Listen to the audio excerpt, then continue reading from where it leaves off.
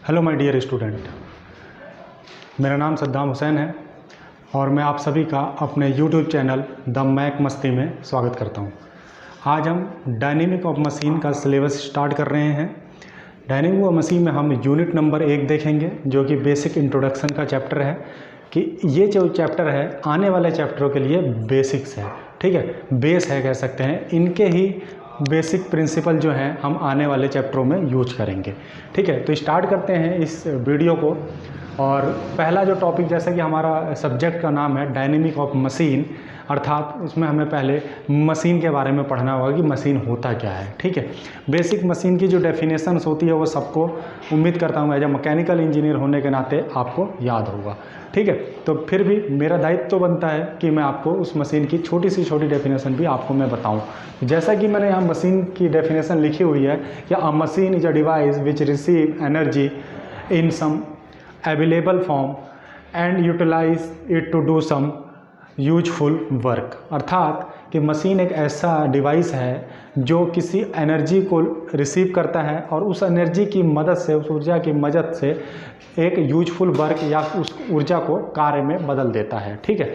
तो ये हमारा क्या होता है, एनर्जी होता है। अगर हम बात करें कि कौन कौन सी एनर्जी मशीन यूज करता है, तो बेसिकली इंजन की बात करें, इंजन भी एक तरह का मशीन है।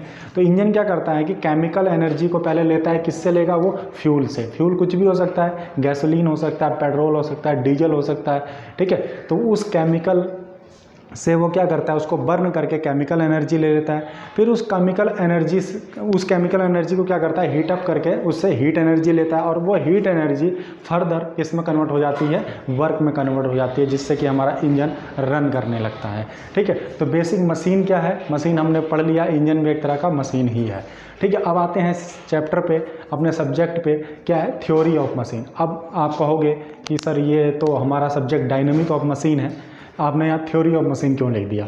तो मैं आपको बताना चाहूँगा कि थ्योरी ऑफ मशीन क्या है कि दो भाग होते हैं, एक होता है डायनेमिक ऑफ मशीन और एक होता है काइनेमेटिक्स ऑफ मशीन, ठीक है। तो उसको हम पढ़ेंगे। पहले बेसिक जो सब्जेक्ट है वो हमारा थ्योरी ऑफ मशीन है, बट उसमें आपको केवल डायनेमिक्स वाला पार्ट पढ़ना है, ठीक है।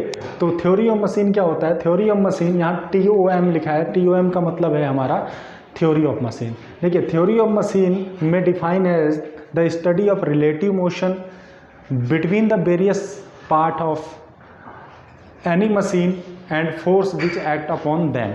मतलब किसी भी मशीन में कहीं अगर फोर्स लग रहा है तो उन मशीन में बहुत सारे एलिमेंट्स होते हैं। एलिमेंट्स उस फोर्स के कारण किस तरह का मोशन कर रहा है, उस मोशन के अध्ययन को हम क्या कहते हैं, थ्योरी ऑफ मशीन कहते हैं। या फिर इसके थ्योरी ऑफ मशीन उसकी किसी विज्ञान की शाखा है, ठीक है, एक विज्ञान की शाखा है जिसके अंतर्गत हम वो पढ़ते हैं किसी भी मशीन के अंदर जितने भी कंपोनेंट लगे हैं उनके रिलेटिव मोशंस का अध्ययन करते हैं। वो मोशंस किसके कारण आते हैं, किसी न किसी फोर्स के कारण आते हैं, ठीक है। और वो फोर्स कौन से हैं, हम उनका भी अध्ययन करते हैं इनके अंतर्गत, ठीक है। तो यहाँ से आप पता चल जाता है कि थ्योरी ऑफ मशीन हमारा दो प्रकार का होता है, दो भागों में बढ़ जाता है। एक काइनेमेटिक्स होता है इसकी ब्रांच। थ्योरी ऑफ मशीन के पहला ब्रांच क्या होता है, काइनेमेटिक्स, और दूसरा होता है हमारा डायनेमिक्स, ठीक है। अब डायनेमिक्स फर्दर दो भागों में फिर डिवाइड हो जाता है, एक होता है स्टैटिक्स और दूसरा होता है काइनेटिक्स। तो इनके बारे में भी हम एक एक करके जानते हैं, जो कि मैंने यहाँ लिखा हुआ है, ठीक है। अब आता है काइनेमेटिक्स। काइनेमेटिक्स क्या होता है, देखिए मशीन, कोई भी मशीन है उसमें वेरियस बहुत सारे कंपोनेंट लगे होते हैं, या कंपोनेंट को हम क्या कह सकते हैं, एलिमेंट कह सकते हैं। अब उन एलिमेंट में रिलेटिव मोशंस होते हैं। रिलेटिव मोशन मतलब एक दूसरे के रिस्पेक्ट में वो मोशन करते रहते हैं। हो सकता है वो मोशन रोटरी मोशन हो या रेसिप्रोकेटिंग मोशन हो, ठीक है, ये मोशन हो सकता है, ठीक है। अब उन मोशन की हम स्टडी करते हैं। अगर वो मोशन वो बल जिसके कारण वो मोशन प्रोड्यूस हुआ है उसको हटा दें, मतलब हम केवल मोशन की स्टडी करें, बल को इंक्लूड ना करें, फोर्स को इंक्लूड ना करें, तो ऐसे को हम क्या बोलते हैं, काइनेमेटिक्स बोलते हैं।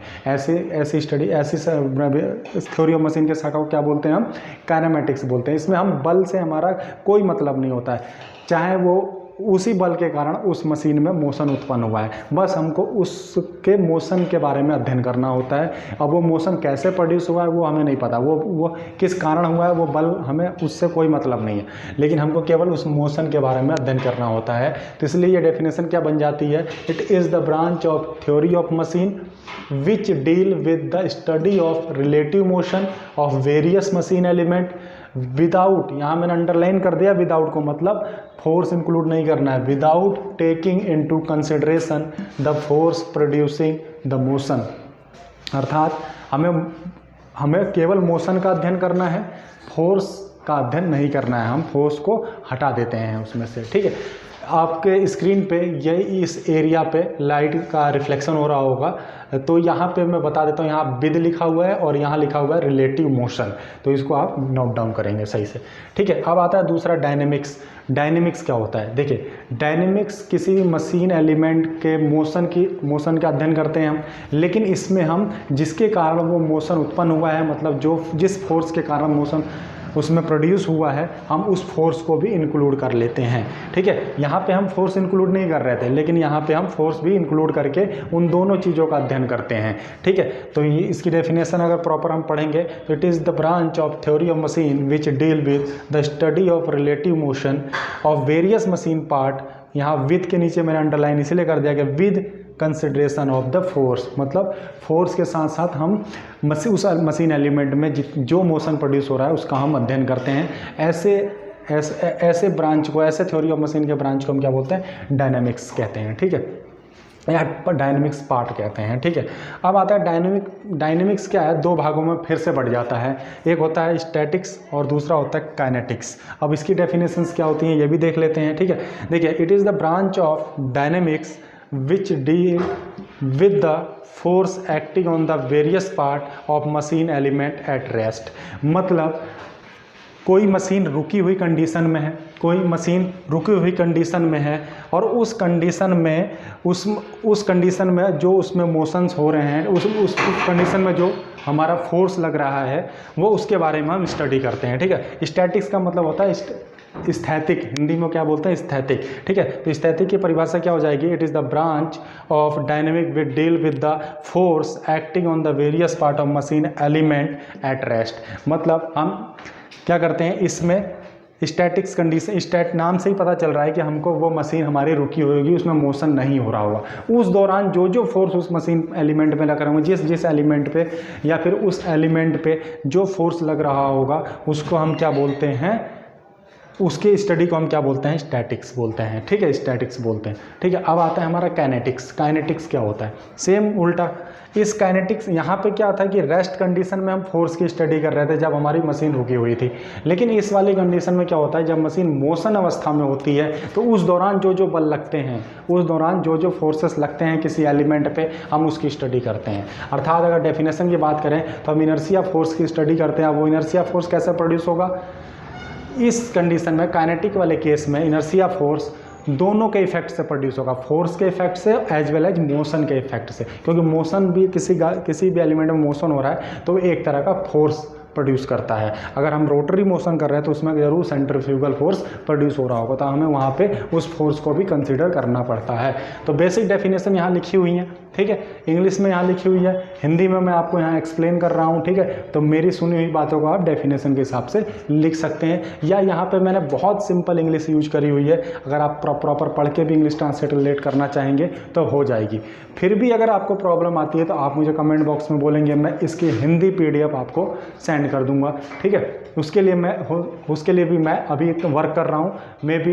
मैं टेलीग्राम चैनल बनाऊँगा तो उस पर मैं अपलोड करता रहूँगा। ठीक है, नहीं तो आप उसके नीचे आप अपना नंबर लिखेंगे और मैं आपको उस पर व्हाट्सअप कर दूंगा इसकी हिंदी PDF। ठीक है, अब इतना पढ़ने के बाद हम आते हैं बॉडी।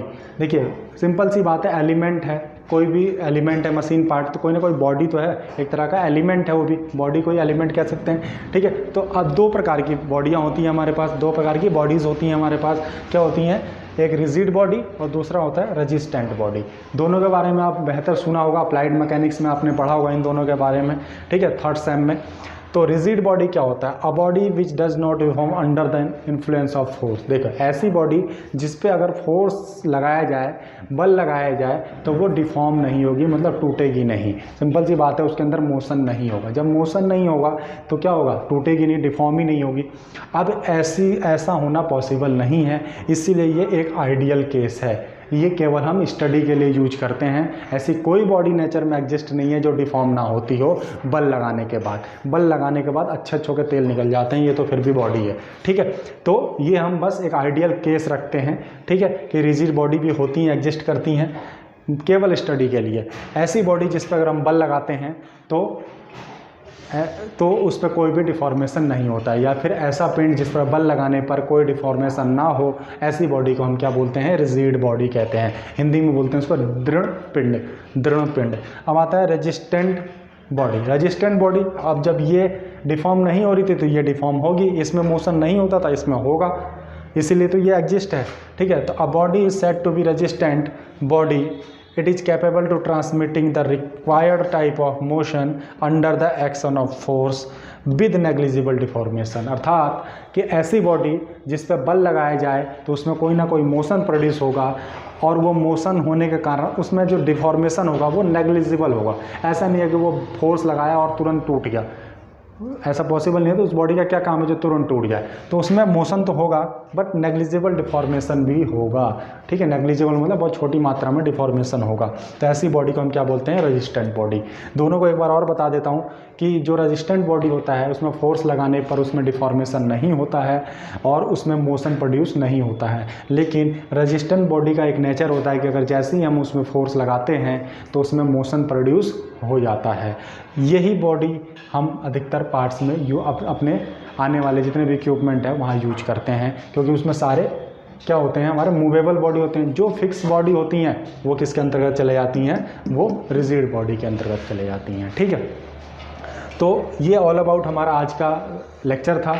उम्मीद करता हूँ आप लोगों को पसंद आया होगा। अगर पसंद आया है तो वीडियो को लाइक करेंगे, शेयर करेंगे एंड सब्सक्राइब करेंगे। अधिक से अधिक दोस्तों तक पहुँचाइए इसको, जिससे कि मुझे मोटिवेशन मिले और मैं ऐसे ही कंटेंट आपको प्रोवाइड कराता रहूं। उम्मीद करूंगा आगे वाले लेक्चर में इससे बेहतर क्वालिटी में आपको वीडियो दूं। अभी इनिशियल फेस है हमारा, धीरे धीरे इम्प्रूव हो जाएगा, ठीक है।